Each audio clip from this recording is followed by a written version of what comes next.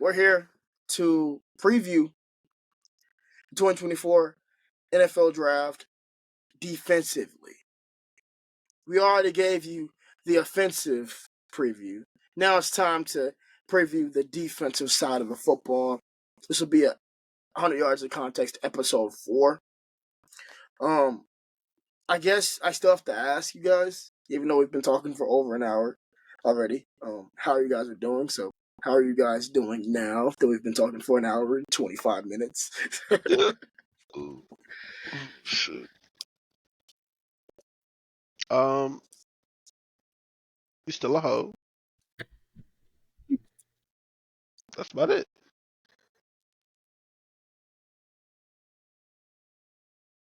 I am Oh going yeah, to allow that. you know what you did. Yeah, you know what you did. Yeah. I like Hayden, so I like defensive linemen. Oh, we have a new family member here at Filmish Art, so he didn't have the presence to bless you guys tonight, but our new interior defensive line scout, his name is Hayden, and these are his interior defensive line rankings. Here we go. Just gonna read them off, and we are going to talk about it because I didn't make this list. So we just want to give Hayden the respect he deserves and read off his list respectfully. So at the bottom is number 5, Braden Fisk. Now, from everything that Hayden has told me, Braden Fisk is a guy that he loves, a guy that he worked with, because Hayden used to work for the school that Braden Fisk played at. Was a film guy, so yeah, he really likes Braden Fisk. He's one of his favorite players in his class. Number 4, Ruke Orahorhora.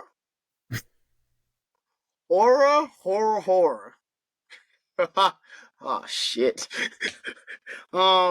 his family gonna beat your He ass. recently That's all I just know. made he recently just made his list. I believe he was a late adjustment.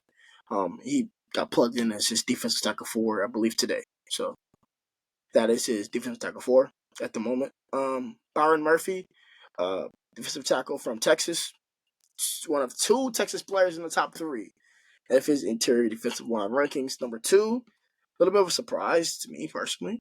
Jer'Zhan Newton, defensive tackle from Illinois. Number 1, the big man himself, Devondre Sweat, defensive tackle from University of Texas. I know that Burner is going to be very happy to talk about some of these players on this list, and I believe, excuse me, I believe I just saw horns down from Cam, so I'm just going to get my camera and phone ready to get ready for this fight. Getting ready for this fight. Cam's just a hater. I mean, it's as simple as that. Cam's a hater. He knows he's a hater. Yeah, this is true. I can't even deny it. Yeah, He knows he's a hater. I see Burner happy, and like a part of me just doesn't like it. It just he just dies inside, I guess. It pisses me off. Nah, but going off of these interior D-line rankings, I can't really say I'm surprised. I know a lot of people have dropped, at least from lists I've seen, a lot of people have dropped Johnny Newton. Now, granted, I think I have seen mainly more Murphy over him than Sweat. But other than that, I'm not really surprised by these rankings, and I don't really have an issue with them. Yeah, I'd agree on that. I'd also say I've seen a lot of people pushing the Murphy agenda recently about being the best interior defensive lineman in the class, which I think he has a case for. I mean, I probably wouldn't put him over Newton, but I mean, a lot of people are pushing that one. So I mean, I think the list is pretty valid. I haven't watched much of Rook, but overall, I'd probably say the list is probably. Why didn't you say his last name? Why didn't you say his last name? Why didn't you say Burner doesn't want to get his Rook ass or beat Hora. like you gonna be. Rook or Hora. Oh, so he knew it. Damn, he had to let you crash and burn. Or a horror. Oh man, I hope he doesn't But see this. no, Oh my god. Braden Fisk is really, really good. I caught him towards the end of his Wake Forest tenure. He was Mm-hmm. pretty good for Florida State again this year as well. I think there's a case for him being better than Rook, just because I haven't seen much of Rook. But from what I have seen, I'd probably put Braden actually above him. But overall, I mean, I think Hayden knocked this one. I think it's a pretty good list. Yeah, for sure. Just out of curiosity, before we move on, where are they? Are they? I want to say they're both at Shrine. Let me double check before I say this though. Who? Murphy and Um, no. Fisk and Ruke. Fisk is at Tron. And then let me see if I can find the other one. This is on the East, but yeah, it's definitely gonna be very interesting. And then also there's a lot of Leonard Taylor truthers. I forgot about him. So I do like Leonard Taylor. Yeah. Leonard Taylor would have been in my top 5. But from what I saw from his report on Taylor, I understand why he doesn't have him in his top 5. He's got some major concerns for him. So, but I'll let him come on the platform, or come on our platform. Come on, and I'll let him explain that when he has the free time to do so. But they're both. yeah. Well, it is time for the man with the plan, Cam, to introduce his initial edge rankings for the 2024 NFL draft cycle. The floor is yours, Cam. All right, man. So I'm gonna start from the bottom because there's gonna be a lot of people that's probably confused and like, well, all right, well, where's Braylon Trice? He just started off with it. He just said, "I'm gonna shoot at this nigga from the rip." I'm not gonna lie. I keep in mind this is quarter 1. I'm gonna rewatch him. I just had a tough time seeing it. I'm not gonna lie to you. I had a tough time seeing it with Trice. I heard about it all year, even on the run that Washington had. I was excited to see him against that Michigan offensive line, and he didn't show me anything for me to really get excited about. So I was like, all right, maybe it was just a bad game. I got to watching his film. I don't know. Me personally, on some of them, on some of the tape, I didn't see him really come with a rush plan.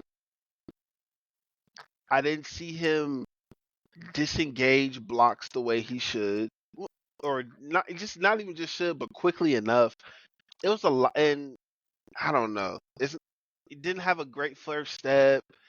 It was a lot of things that I just weren't getting when I looked at the Braylon Trice film. And again, I'll come back to him, and like he said, this is quarter 1. If it changes, it changes. But as of right now, I am not that high on Braylon Trice.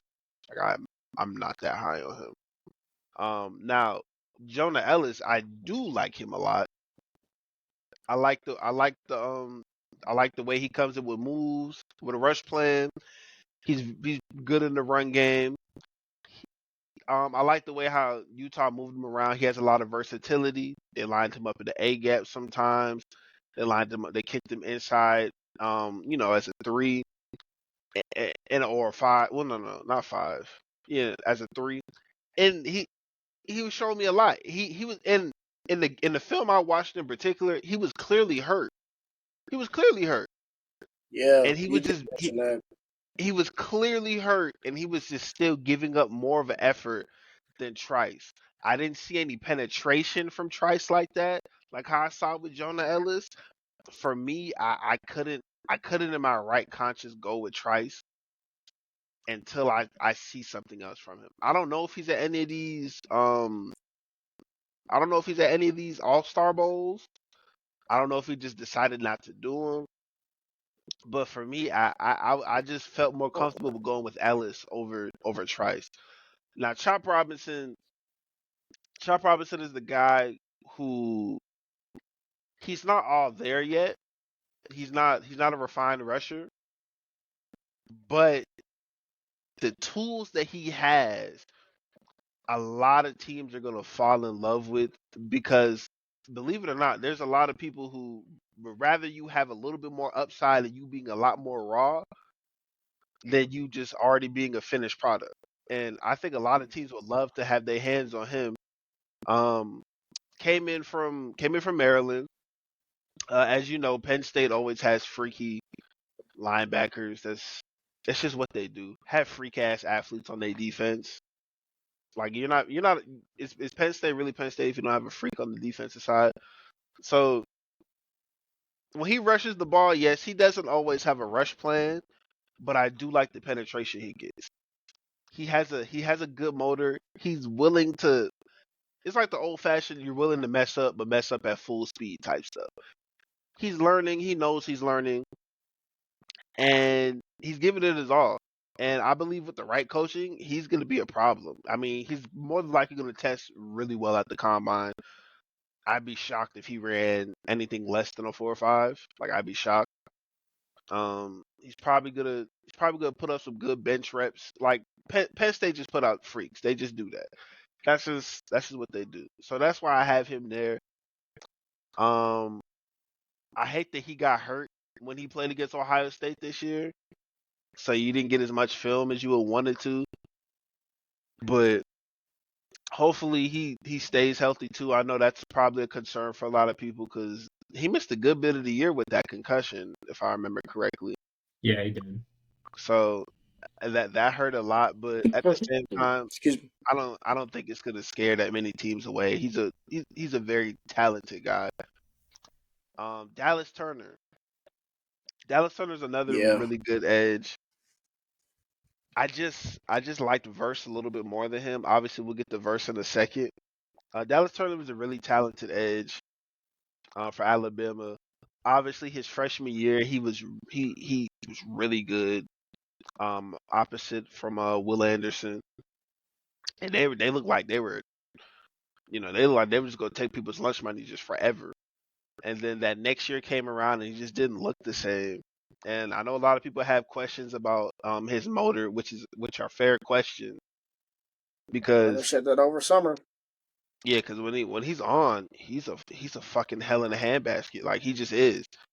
When he's on, he's everything. He's in the run game. He's knocking tackles over with his strength and power. Like he's violent, and I love a violent. I love a violent edge. I'm not gonna lie to you. I love a violent edge who's not afraid to use his hands. I just love it. I love seeing it, and he can do that. But the biggest issue with him is, all right, are we gonna which Dallas Turner are we gonna get? Hopefully he puts those questions to bed, because this is a first round talent. Like without a shadow of a doubt, it's a first round talent. So I'm excited to see what team takes him. But Dallas Turner for me is my number 3, and I really like him. Now Verse, I really love him. He has a great first step, also violent hands, great in the run game, and it's amazing to think, he started his career out at Albany. Like Yeah, right. Albany had a diamond in the fucking rough. Like it's insane. And what he did for that Florida State defense these past 2 years, especially this last year, him and Fisk, Caden Deloach, Akeem Dent, like a lot, like they were insane. They were insane. It was a great unit. It's a shame what happened to them in the CFP, but at the end of the day, they put a lot of great tape out there, and Jared Verse is always gonna pop out on that tape. The way he uses his hands, the moves he has, the penetrations he gets, it's just undeniable. So he's comfortably my number 2. And then edge 1, Latu. I mean, I want to talk about a guy who doesn't get fucking moved. Has moves on top of moves. He has his first move, has a counter just in case you're ready for that, and then a counter for your counter. Like it. And another thing too, he's probably, I mean not probably, he's the best edge in coverage in this draft. the best edge in coverage. So you could drop him back into coverage and not even be worried. And that adds a lot of flexibility to a defense. I mean, you see, I'm looking at you, Joe Barry, but you see teams still put their gigantic edges in coverage sometimes.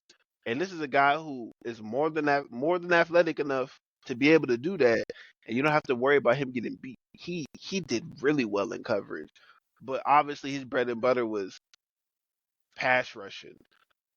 In the run game, he's there. His motor is insane. You literally see him on tape. Non-stop. Exactly. You literally see him on tape get knocked down and a zombie crawl to you. That is insane. He is fighting tooth and nail to get to the quarterback. And I don't know how you don't love that. I don't know how you don't love that. He's been doing this for the last 2 years. I understand he had a really bad neck injury at the University of Washington. But he was good enough to get cleared by the UCLA training staff, because this is the same, if I remember correctly, this is the same, I don't know if it's the exact same, but this is also a training staff who they wouldn't clear Jalen Phillips. So I would like to assume that his neck injury wasn't as bad, and hopefully he's good.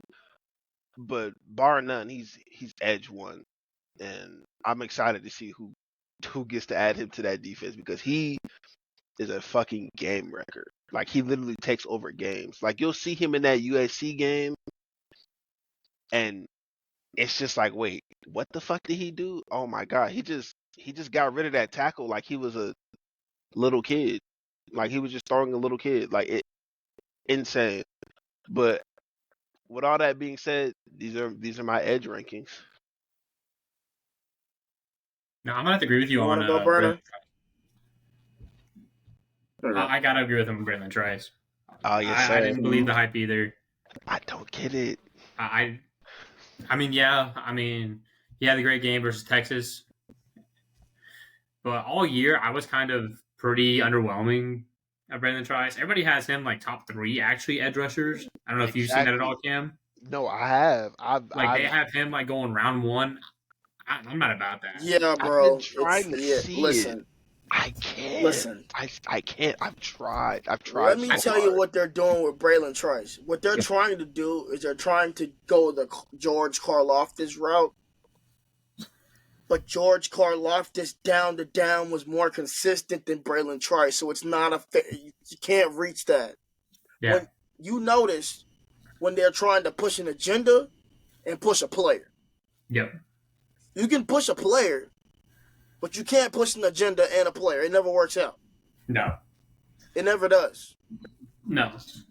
And in my first mock draft, I actually do have him going round 1, but I have him going to Tampa just because Tampa is that kind of team, as you saw with Joe Tyrone. They reach for players like that are kind of like Trice, that aren't that down to down, but when they produce in that one type of play, I mean, teams like Detroit are also like that. So there might be a chance he does go back in round 1 to a team like that, but I don't think he should. Yeah, I can't get behind it. I don't see it yet. I just don't. I don't know if I'll ever see it, but as of right now, I can't see it yet. No. No, I do got to get this, because before we brought Cam in to film this art, Burner was our edge scout. So Burner, like, how do you feel about how Cam ranked the top 3? Because we know how you felt about Verse and Turner this summer. We weren't really talking about Latu. So how do you feel about Latu being 1, Verse being 2, and Dallas Turner being 3? How do you feel about that? I think Cam Latu answered all my questions for me. Coming into this year, my questions were obviously health and how it was going to translate. I needed to see him play a full year consistently at the highest level that he can. And I thought he would. I wasn't expecting this. I figured he was going to play really good, but this was next level. This was proving to me that, okay, yeah, you're not only better than that halfway group of guys, but you just put yourself standing at the top by yourself. And I think even before the year, because I did the summer scouting on Jared Verse and Dallas Turner, they're both really good, but they never had that ceiling that Latu does.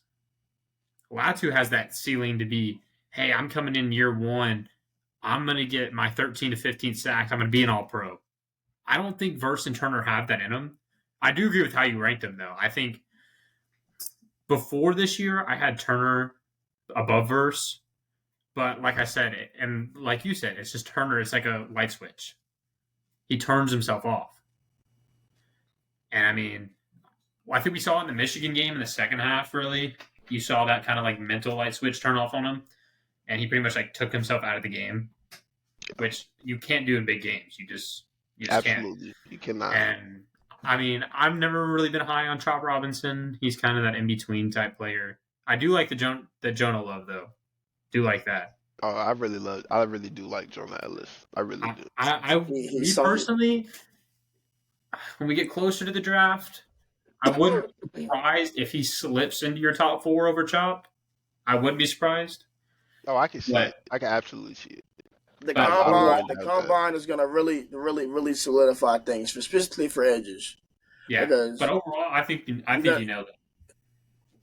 And I love that you're going to see. Oh, sorry. I couldn't see it. I tried. Like Artie could. Artie could tell you. Like I was texting him, and I'm just like, I don't see it. Yeah. Because like he was getting babied by Michigan State. Yeah. But people wanted to tell you because he has those 1 or 2 big games. I don't even think they have a draft eligible tackle on their team. Even when I cut on the Texas tape, I was like, all right, I'm gonna cut on his best tape. And then I saw the first sack he got. I was like, he was going against. I'm not even going to my Texas fan base right now. I was like, he split 2 tight ends. I was like, The only pressure I saw him get in that Michigan State game before I cut it off was when he rushed a tight end, and I'm just like, I need to see more than that. Yeah, you put him up against a guy. Let's say Sewell at the next level. I mean, he's going to get taken out. I mean, I think he's going to get taken out of plays just by average tackles in the NFL. And that's not what you want from your first-round edge. I'm sorry. No. Now, he could probably beat a guy like Terrence Steele every now and then, but besides that, overall, no. And I just didn't see the fight out of him I wanted to see. Like, at least Chop, he was fighting. Yes, he needs a better rush plan. He needs better moves. But even when he employed them and they did work, they looked good. Yeah, I agree. I just didn't see anything with Trice. Yeah. No, also, the other thing about Chop is a better athlete. Braylon Trice he's an average athlete. So average pass rush plan. You're struggling beating average tackles. It just doesn't look good for Braylon Trice, man. You equal up to an average player. If you're average and everything, you're probably average, right? Yeah. Someone who is not average is our guy Burner here. I just want to say, brother, I love you and I appreciate you. As we transition into, your linebackers, because I know this is probably your favorite position to scout. You enjoy it so much that you're doing 30 of these fuckers. So give us your current 5 at this moment and why.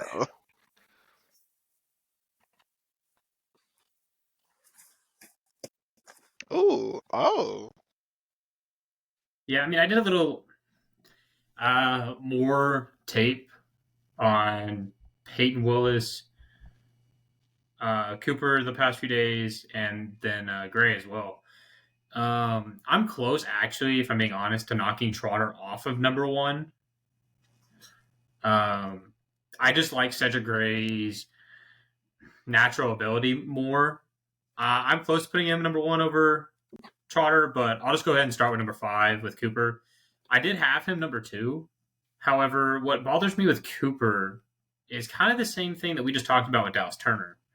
If you watch Cooper a lot, he likes to get into the face of offensive linemen and when he's pass rushing. But when it comes to stopping the run, he stays out of it. He will do his best to stay out of a pile as much as he can. I mean, he lacks the size. He gets taken out of good plays even when he does pass rush because he doesn't have that type of pass rush set. And then, I mean, he can cover sideline to sideline, and he's good in zone coverage. Man coverage, he's going to get cooked. He's going to get cooked. Like Jalen Smith type level of getting cooked in man coverage. Damn. He never. My thing with him though is his explosiveness gives him that edge to be a pass rusher, but with his pass rush set, he's not going to be anything there. So we're strictly looking at a guy who's probably going to be a zone coverage linebacker in the NFL. Most of those type of guys don't last. I mean, I compared him a lot to Junior Collison, who actually is my linebacker 6 right now. They're probably going to end up switching within the next few weeks the more I watch on Collison, because Collison's more of he gets off blocks faster. I think that's pretty much the only difference between him and Cooper for me, at least. And Cooper, everybody actually has been having him in their top 3, and I've actually seen him going top 35 in a lot of mock drafts. I don't see it. I don't think you can take a guy like that who's going to give up on you constantly in the middle of plays. I mean, especially at the linebacker position, no shot. I just don't see it. And then number 4, obviously, represent always. Jaylan Ford, I mean, he has elite footwork, great closing burst, can win around the edge, has aggressive hands, doesn't actually get faked out a lot on play action. He's one of the best play action reading linebackers, probably outside of Cedric Gray in this draft, which isn't common. A lot of the time with linebackers coming out, you're looking at guys that are always going to bite on the RPOs or the play action. But in this class, it is kind of weak overall. But a lot of these guys know how to read play action. It's kind of a flip from past classes. So, and then, I don't know, he gets late into positioning on run plays with Ford. So either he's not there in time a lot of the time, or he overruns it. So he kind of takes himself out of plays as well. I think he'd be better off actually being asked to become a safety at the next level, because he was a safety before in high school at times. I don't know if teams will make him do that transition, because he is kind of starting to gain weight a little bit more. But I could totally see a team switch him over to safety and him being better there than a linebacker in the NFL. And then with Peyton Wilson, I had this discussion with Alex the other day, actually, because Wilson was climbing up my board. However, the health was always key with Wilson. But, I mean, overall, between quickness, athleticism, the in-and-out gritty guy on your team, the guy that's always going to be in the pile, he's always going to be the guy that dives for the ball. He takes A1 angles, and he has elite closing speed. He has good interior pass rush moves, can beat you through any gap. He can move side to side in pursuit. Best coverage linebacker I've seen probably since Isaiah Simmons in the draft. He can take slot wide receivers out of play. If you line him up on a tight end, that tight end's gone. It immediately goes to 10 on 10 if you line him up on a tight end. He has great body frame. I personally would like him to add a little bit more weight. I think he currently sits at 237, I think was what I was told. I'd like him to get up to the 245 range, even 243, max 247, no more than that. I do want him to gain a little bit more pass rush moves, to be that more of a natural rush linebacker in the NFL, to not only be the coverage guy, because again, with him being a lighter weight, a lot of teams will rather ask a guy to lose the weight than gain the weight at the next level when they're that good at coverage. Otherwise, he's going to turn into, like Ford, for example, a safety. And with Wilson, with how hard of a hitter he is, being a lighter weight, with how he plays, he's going to get hurt more often. And obviously, with his history, he doesn't need that. And then with Cedric Gray, like we said at the beginning of the show, one of my favorite players in the entire draft. Probably just behind the tight end from Colorado State and Holker. He won't be a pass rush player at the next level. He just doesn't have the pass rush moves or the sets. He is, though, a very violent tackler and isn't scared to go into the gaps, go against offensive linemen 100 pounds more than him. He wakes off blockers quickly, accelerates to make the play. He's a very strong, instinctive, wrapped-up tackler. Can take the edges and tackles away a lot of the times. UNC actually used him a lot coming off the left side, to instigate a corner inside blitz that I realized a lot. So with his ability to have the get off speed and acceleration, he burst it off, and they would use a slot corner to come inside and blitz the quarterback. And it worked to perfection tons of time just because his athleticism and quickness made that tackle go straight into only him. And then rounding off the list, Trotter's boomer bust. He has a massive floor, but he also has a massive ceiling. I mean, he can easily be the best linebacker in this class, but he can also easily be 9 or 10. I mean, that's just how he is. He gets taken out of run plays pretty easily because he has a weak point of attack. Small frame. I mean, he's barely 6 foot. I wouldn't be surprised at the combine if they get him at 5'11". Oof. That's just from what I've heard. I mean, I've heard he's barely even 6 foot. I mean, he's very high in energy. He flies around. He can be asked to drop into space and cover well, and has elite pursuit speed. Has good patience when it comes to blitzes and finding that gap. Pretty good run stopper when he sees the ball initially in the backfield. But if he doesn't see it initially, like pretty much immediately where that running back's going, he's going to be taken out of the play. Which for a linebacker, he's going to find a player who's going to miss the tackle. I mean, exactly. There were so many times on tape he just got in the hole, lined up the tackle, and just whiffed. Yeah, because he gets in that same thing that Cooper does. He gets in that same thing that Cooper does. He goes for the arm tackler. He's not like Gray or Wilson, the instinctive wrap-up tackler. Like, I'm not letting you out. They go for the, I'm going to lay a boom. And that's the same thing. He's kind of like that with Cooper as well. He takes his time to get in positioning, and he gets himself there too late. So either he overruns the play, or he's not there in time. Which is why I wanted to see his running mate Carter come into the draft. No idea why he didn't. Instantly would have been linebacker 1. No argument for anybody else. But probably would have been a top 20 pick. I'd say that's fair. Yeah, I'd say that's fair. Carter was outstanding. Yeah, it's like you know how you watch that movie and you got the actor that you really, really, everybody knows. You got an actor that's okay. That's like Trotter and Carter. It's like, no disrespect to Ethan Hawke. But it was like watching Denzel and Ethan Hawke in Training Day. Everybody knew Ethan Hawke was a good actor. And if they didn't, after that movie, he became a great actor. But everybody watched that movie for Denzel. Barrett Carter is that linebacker for Clemson. So, no, he'll going into the next draft, he'll instantly be my linebacker 1 for that draft. I mean, we'll see what he does. You want to do him for summer scouting? You want to cover him for summer scouting? I don't mind. You want to? Yeah, that's fine. Yeah, because he's so fun. I'm gonna go ahead and start because my question for you, Burner, is a simple one. What is keeping Cedric Gray from taking Trotter for 1? Because you did seem more positive about Gray than Trotter.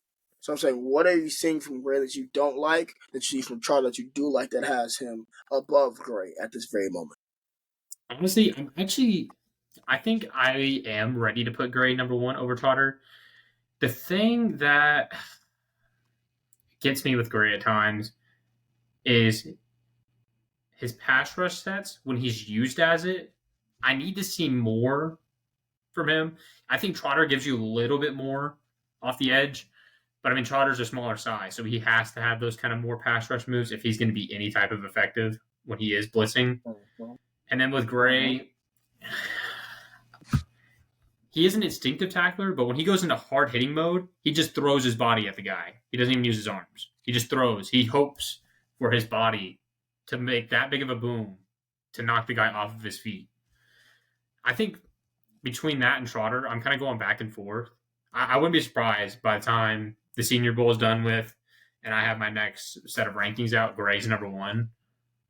But I think for right now, I think I'm pretty solid with having Trotter number 1 and Gray 2. I'm seeing a lot of people. On Cooper? I've been seeing a lot of people to the point where it's got to be the athleticism, right?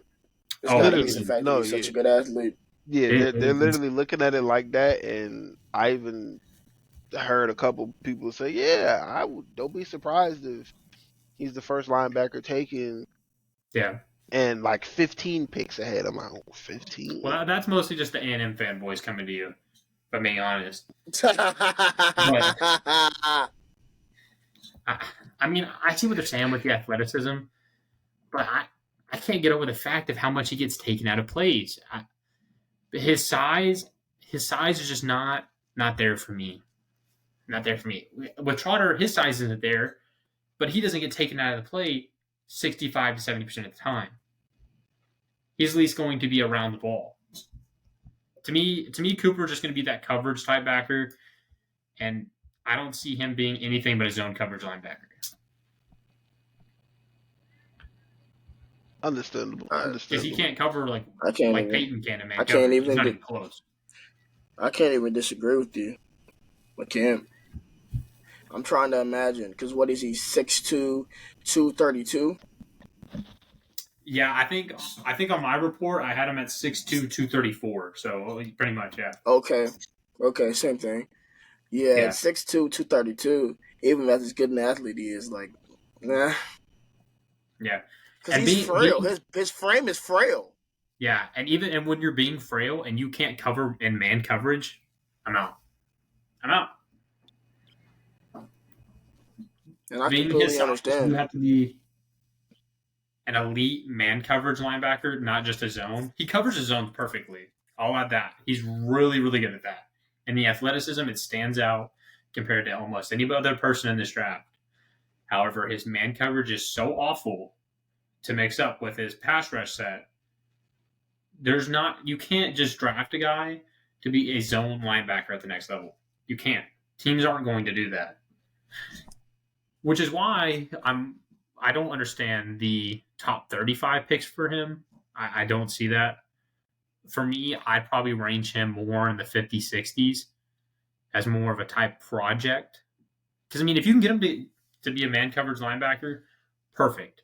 You got your linebacker. You got a man and you got a zone. But it's much easier to teach zone at the next level than it is man.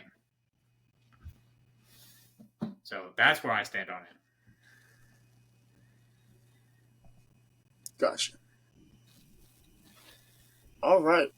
Well, rest in peace, Dalen, because he tried to join us tonight to, preview the offensive and defensive prospects for this draft. But he had computer issues, so I'm going to go ahead and quickly read off his rankings.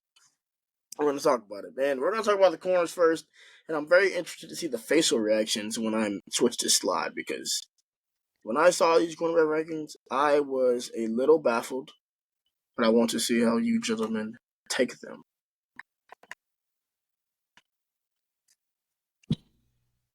Oh. Everyone has done a 180. What the hell? Oh my God. I had the same reaction. Now, did the 180 on Kool-Aid too. Oh my God. Now, before, hold on. Let me read it off first so he gets his credit, right? Number 1, Nate Wiggins, cornerback from Clemson, outstanding player. Currently, a very, very good film session that if you haven't checked out, you check out at the channel. It's doing very well. Came out this week, so Nate Wiggins, gotta plug ourselves there. Wink, wink. Kool-Aid McKinstry at 2. We will talk about it. Terrion Arnold at 3. Cooper DeJean at 4. We will definitely talk about it. And Quinyon Mitchell from Toledo at 5. Why you say you gotta talk to Barney when you call out the only white guy? No. Let's be clear here. Let's be clear. Cooper DeJean isn't just a white guy. He's a gangster ass white guy. Okay, that boy's got some sauce and some swag to him. So let's get that there. Number 2, I mean, I guess I can start now since I'm talking. I don't see how Terrion Arnold's better than Cooper DeJean. That's where I'll start. I don't see how Terrion Arnold's better than Cooper DeJean. At what? At what? Terrion Arnold maybe has more potential than Cooper DeJean, but he's not better than him in anything. Nothing. So that's my one thing I'll say. Y'all can have at it, because I saw Burner got up, so I'm assuming Burner has major problems. So let's see what's going on. I mean, I might be biased, but I don't know how Rakestraw doesn't break the top 5 over Mitchell. Ooh.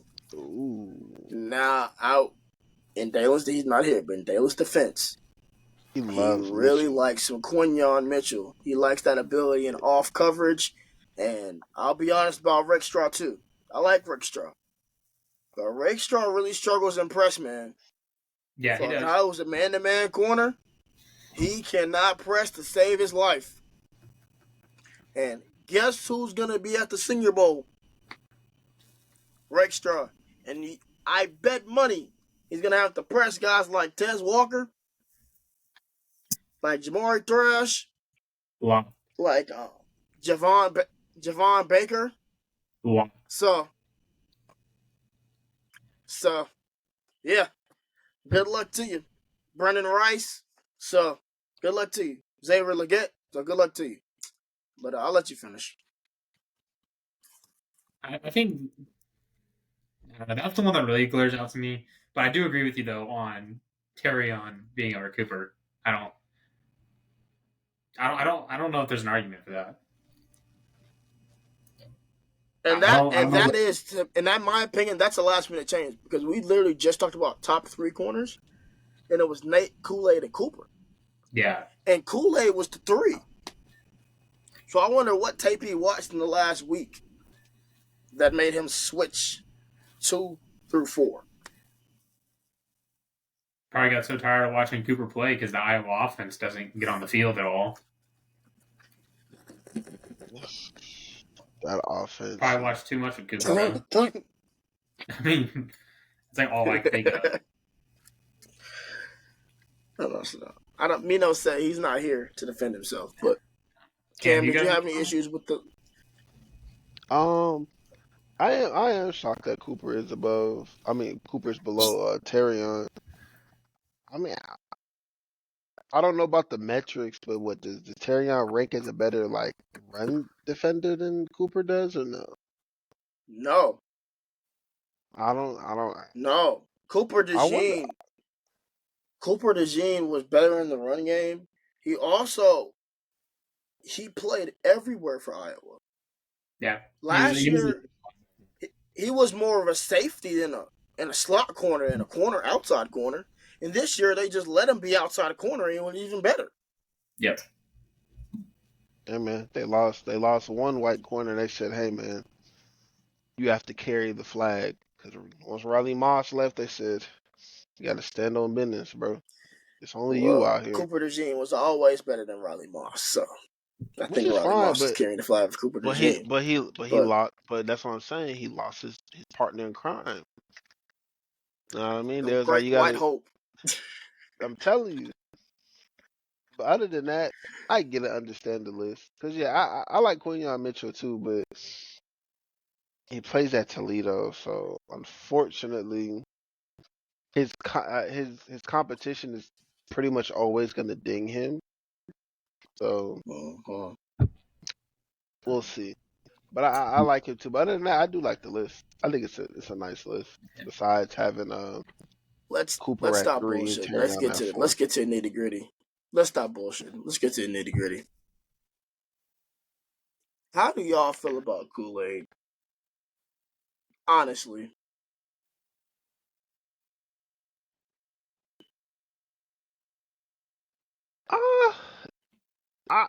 He's weird. As fuck. He's weird. That's the thing with like he's weird.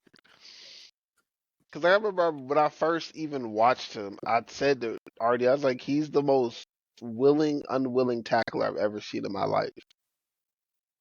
You Like, think it, Trayvon Such a Diggs true when it statement. comes to tackling? it's like he looks like I don't want to do it, but it's like I gotta do it. Like it just looks weird. I don't know how to describe. I don't know how to describe it, but If honestly, if I was this list for Dalen, I'd swap Kool-Aid and Cooper. That's how I feel about Kool-Aid. And listen, I have Kool-Aid over Tyrion, but I understand that logic. yeah. I mean, I really do. I'm the only reason why I'm like I'm not really tripping about it. I'm gonna trust Dalen because I know Dalen was not big He's a on fucking Kool-Aid. DB guru. He was not, He does but not not even miss just when that. it comes to corners.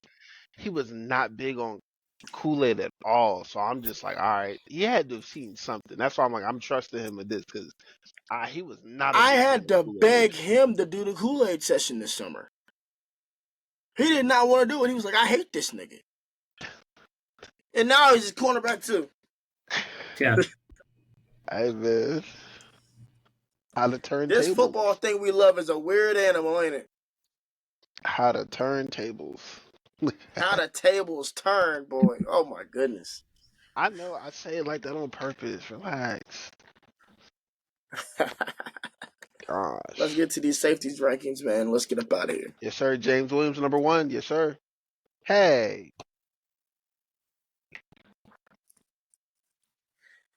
Dalen's 2024 quarter one safety rankings. Cameron Kitchens from the U. Tyler Lubin from Minnesota. Kalen Bullock from USC. Jaden Hicks from Washington State. And Javon Bullard from Georgia. I have nothing to say on this because this is pretty much spot on for me. Yeah, for me too. I'm gonna go ahead and agree.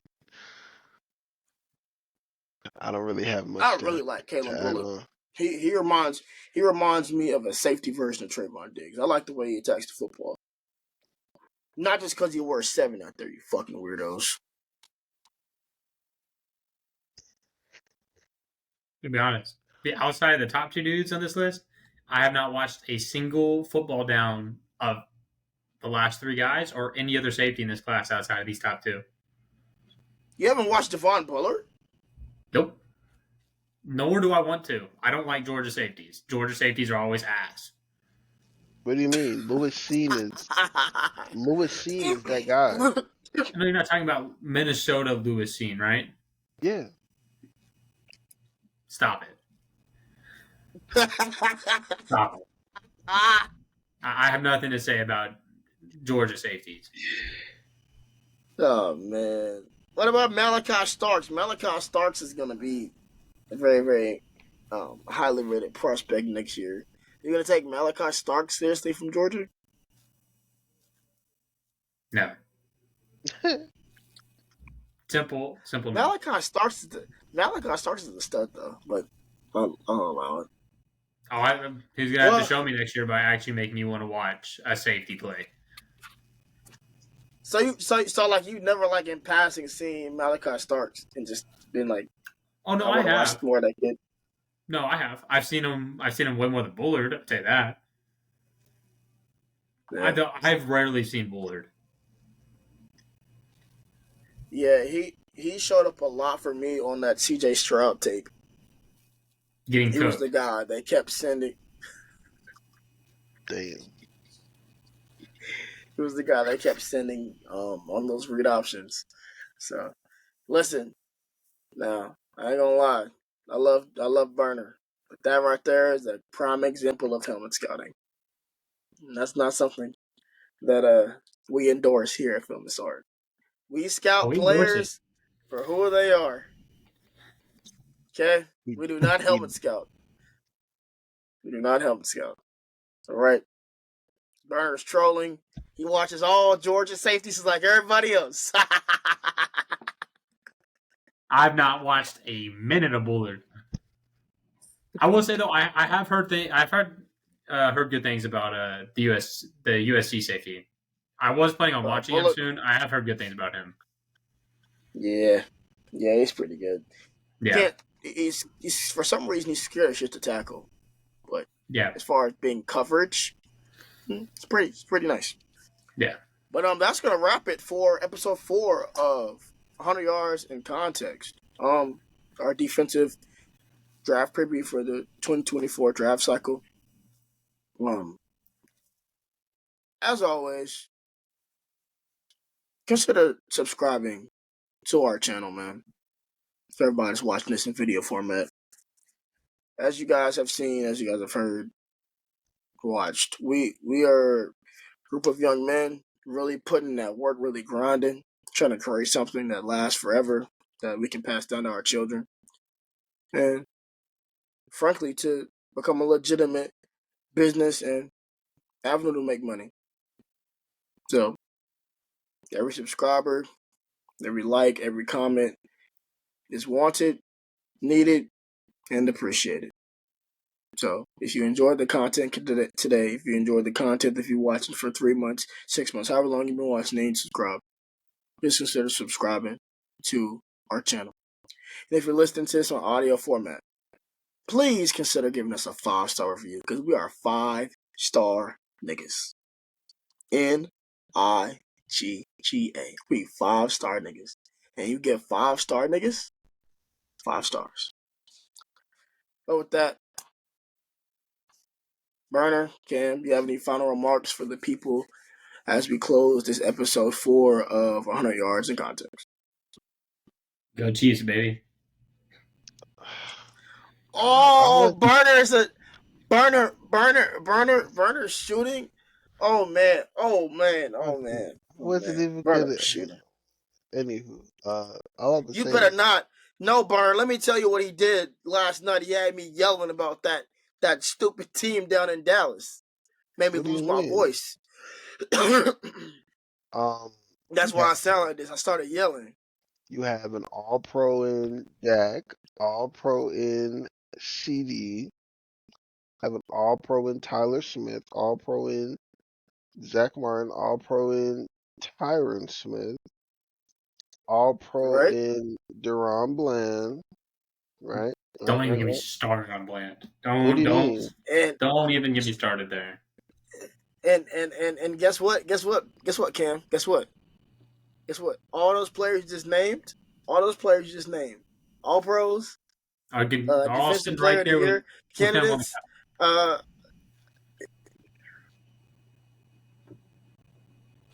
What do you mean? Talented team. I wish I had a team anywhere nearly as talented as y'all.